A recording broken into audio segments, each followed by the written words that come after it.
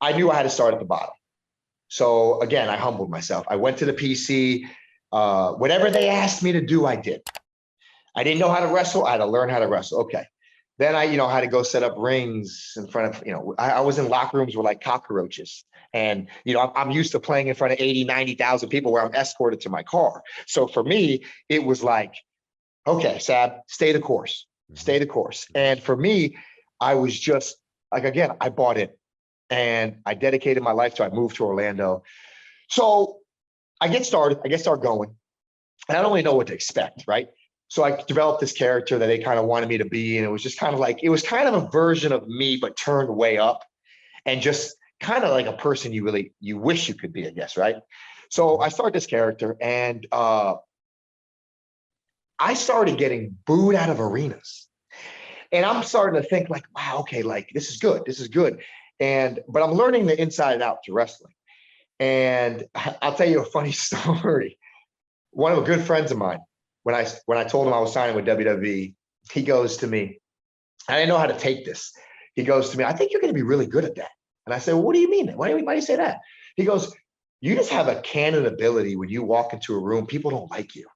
And I'm like, and I remember looking at him like, did you just say, like, I was kind of insulted, but it kind of carried over to the character Tino. So fast forward a little bit, I pay my dues. I learn how to wrestle. A couple of years goes by. Triple H approaches me and says, listen, Tino, you look like $1 million.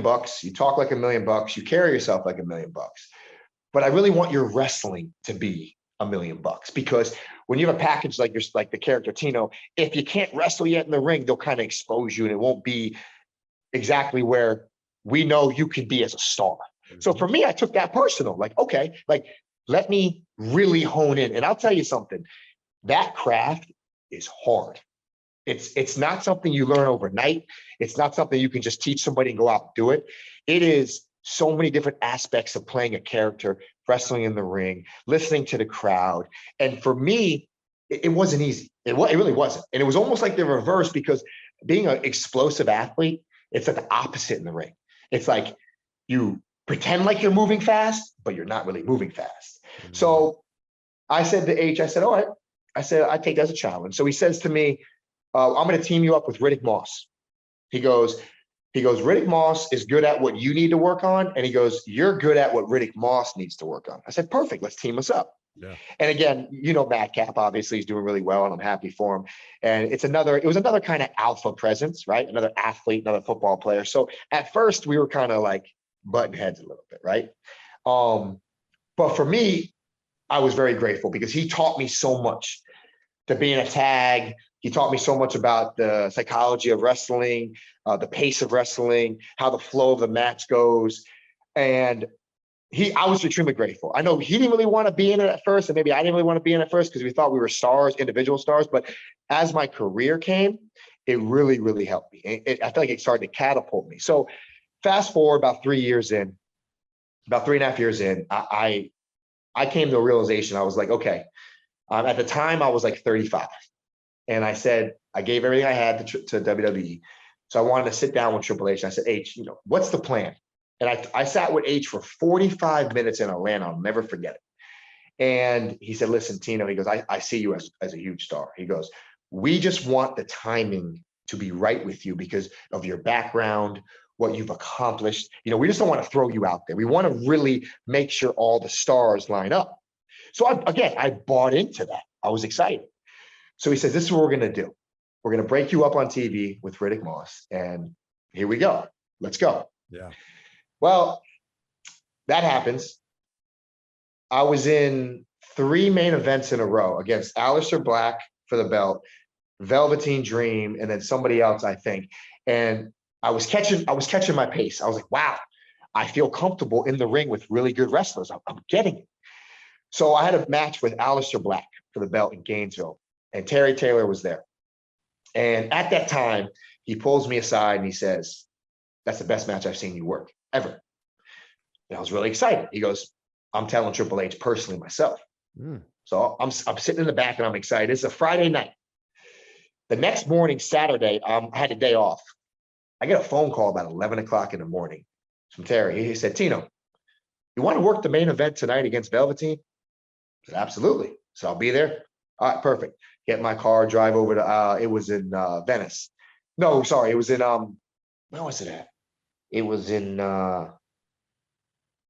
maybe Tampa somewhere in Tampa. Long story short, get in the main event with Velveteen. He started doing his comeback and he drop kicks me right in my pec. And I went to brace for him a little bit and his foot tore my pec. Like it's just the way, if he did 1,000 more times, he wouldn't do it again. Freak accident. So now I have a tore pec. Okay. So now, like I said, I've been 3 main events in a row. I told Triple H as the best I looked against the title match. So I'm like on the way up. I'm about to get my singles debut. I get hurt. Tear my pec. So long story short, get the pec surgery repaired. Great surgery. Everything was great. As I'm out, I tell WWE I had a little bit of an elbow problem, like just from lifting weights, football, wear and tear. I said, let me get this elbow scoped out while I'm out. I'll come back. I'll be 100%. We'll hit the ground running. Perfect. Let's get it done. Right. Perfect. I go to the surgery. It's supposed to be a 30-minute surgery. This is what people don't know. It's supposed to be a 30-minute scope. They got 8 pieces of bone fragment out of my elbow. The last fragment, the tweezer they were using snapped off inside me and vanished. I was on the table for 5.5 hours while they were digging around trying to get the piece out. I was obviously still sleeping. They kept pumping me and pumping me. Finally, after 5 hours, they get the piece out. So I wake up and he tells me what happens. And I'm just like, no, that's not what happened. I know my body. Something's wrong. Nothing's wrong. I promise. No, I can't feel my hand. I can't feel nothing. It was one of the worst pains I've been through. Long story short, fast forward again. 2 months later, my hand never comes back. My hand has like drop hand. Like you would shake my hand and crush it. I had no strength, nothing. Well, they compressed my ulnar nerve. So now I had no feeling in my hand. So I had to have a 3rd surgery the same year in December. And I go to the best neurosurgeon in the country. She does the surgery. She says, listen, it's either going to be 3 months or 3 years. I can't tell you when your strength comes back. I said, really? So that was a 3rd surgery that year. So WWE stood behind me. They paid for everything. They paid me during the whole, I was on the shelf for 2 years. And it was discouraging, to say the least, but I wanted to fight through it. I wanted to come back because I knew I was right there, right? I was right there to be that next, like I felt like I was going to be that star. And for me, what kept me going was legends like Scott Hall. He pulled me aside one day at a show. Never met the guy. And a legend in the game. He pulls me aside and he says, kid, he goes, you have an uncanny ability for people to hate you. He goes, you got that it. He goes, don't let anybody tell you different. So for me, those were like the moments that kept me, you know what, maybe I should still chase this dream. Let me chase this dream. Let me chase this dream. And I also remember another one was the great Dusty Rhodes before he passed. I had the privilege to sit with him a few times and he pulled me into office and said, son, you got the it. The way you carry yourself, your persona. So those conversations kept me going through the dark times, right? Because I could have easily walked away because financially I was okay, right? Mentally I was struggling, but for me it was like, do I continue to? I started this journey out. Let's finish this journey, right? Yeah. So Triple H says we want you to come back. So I worked my butt off. I got back in physical shape, mental shape. All of a sudden, I get cleared. 2020, like end of February. Well, 2 weeks later, COVID hits. So COVID hits now. Vince McMahon says anybody's not on TV or hasn't been on TV is gone. So I get a phone call from Canyon Seaman. And he's like, Tino, I'm sorry. This is bad news for us. We have to let you go. I'm like, let me go. I'm like, you guys just paid me for 2 years. I literally just got back up to character and you're gonna let me go. And he's like, this is not my call. Trust me. They didn't really tell me much, kind of vague, but I was really like, wow. Like I bought in. I gave everything I had for 5 years and you guys just called me, let me go because of this. So I was struggling. But that being said, Canyon did text me almost every week. He's like, listen, we're going to get you back. We're going to get you back. We're going to get you back. But I didn't really believe it at the time. Right. So long story short, then AEW comes into play. AEW calls me. It's actually Billy Gunn. Billy Gunn calls me. He says, hey, Savvy, show up to Jacksonville, so-and-so. So I show up. They don't tell me nothing. He don't tell me nothing. I show up, I see my name on the board for a match, right? And I'm like, wow. I'm like, they didn't even tell me. They didn't ask me, but I was like, yeah, I'll do it. I'm excited. Let's go. Yeah. So I have a tag match on AEW. I think it was AEW Dark. Yeah. And it was a good match, fun. But again, they didn't tell me anything, right? They didn't offer me nothing. They didn't tell me much. It was kind of like a very vague trip. So that same week, I think it was Coach Bloom texted me, a good friend of mine was the head of the PC, like, congratulations. And I think I shot him a text back like, thank you, but I didn't sign nothing yet. And next thing you know, the next day, Triple H reaches out to me. And so Funny he how starts that happens. Oh, it's good. And you know what's funny? Here's some comical. Canyon and Coach Bloom was trying to set up a meeting between me and Triple H for about 2 months. But again, Triple H is so busy that, it just kind of kept getting pushed to the back burner, which I was getting a little offended, but I know they were pushing for it. So it's just funny that he called me the week I went to AEW. So long story short, I sat with him and he goes, you know what? You're the only person we're going to offer to bring back. We want to bring you back. I said, okay, H. I said, I'm honored, privileged, but I got to be honest with you. I asked one thing. I bought into everything you asked me to do for 5 years. I humbled myself. I was extremely grateful. All I want is an opportunity, just an opportunity for the character Tino, because I felt like he was the dude that like everybody kind of talked about that. Everyone, wait till Vince sees Tino. Wait till this happens. Wait till he gets his push. And it was like one of those dudes that never really got the push yet. One, because of the surgeries, and then just bad timing. But now here we go. They bring me back. So they signed me back. I'm the only person they brought back from like the first wave of releases. Triple H says, okay, Tino, come back to the PC, get some ring rust knocked off, and we're off and running. Yeah. Okay. I come back to the PC. This is what is 20? So this is early. So this is late 20. Okay. It's 2020, early 21. So I come back and I'm in every main event that we were doing like house shows to kind of emulate. We weren't having road shows, but we were doing house shows in-house to like kind of, rehearse. When they were big shows. And I was in like every main event. They had me against Ciampa, Thatcher, every different skill set.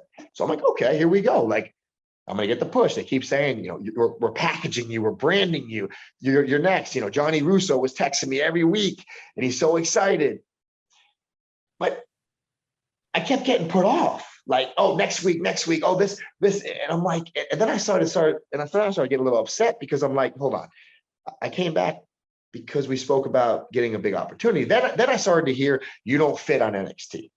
We're going to put you right to Raw and SmackDown. You don't really fit in this brand per se, except you're in that. I'm like, okay, well, I just want an opportunity. Yeah. So again, this is probably the first time in my career that I felt fully confident in the ring. I felt I could wrestle with anybody. I felt like I could call a match on the fly. I was comfortable. So now I'm like, okay, Triple H told me I look like $1 million, talk like $1 million, walk like $1 million, carry myself like $1 million.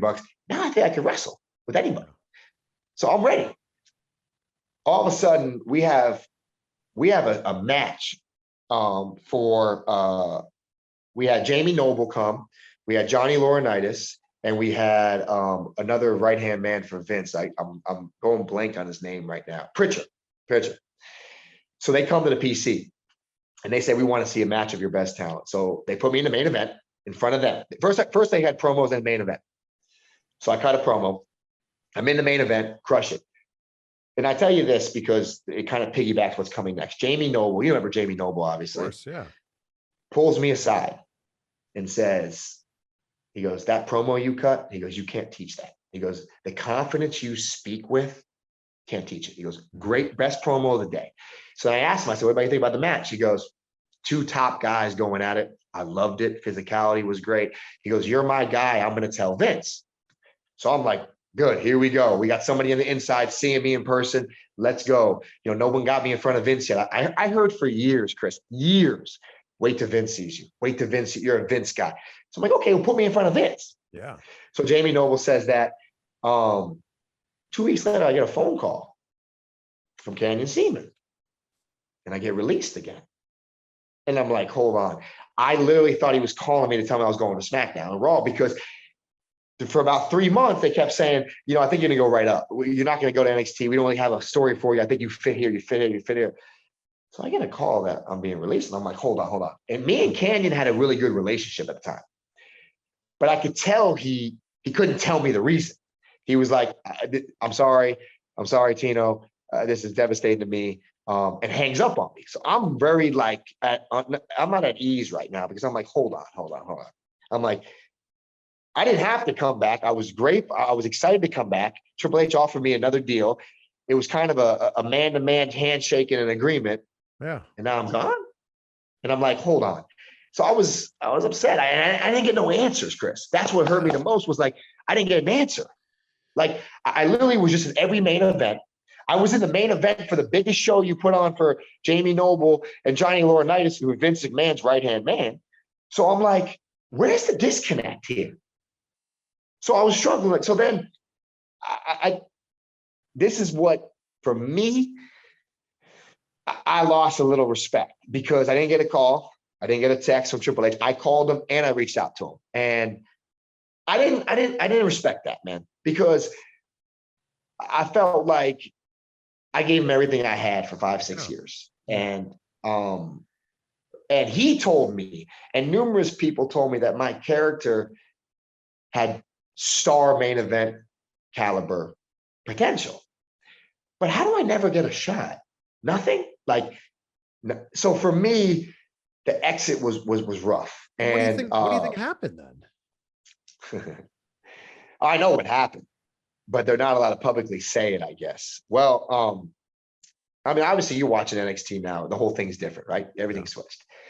So Vince is in a fad all of a sudden, because I think it's a business plan, but he wants young. Yeah. And I couldn't wrap my head around that for 2 reasons. One, people still think I'm in my 20s. And I said to him, is there anybody that looks like me here? If there's anybody built like Tino, then I'll walk away. If I'm old and out of shape, fine. But you're going to tell me I fall in an age category? So for me, it was very unsettling, because I had a conversation with Johnny Laurinaitis, and let's say the least that I want to be professional here. I actually, when he was done talking to me, I actually wanted to ask him, do you know who I am? Because it was so generic, right? It was so like he was just talking to a script. And I'm like, no disrespect, but like this, like Tino, do you know who you're talking to? Like, I felt like he was reading off a script.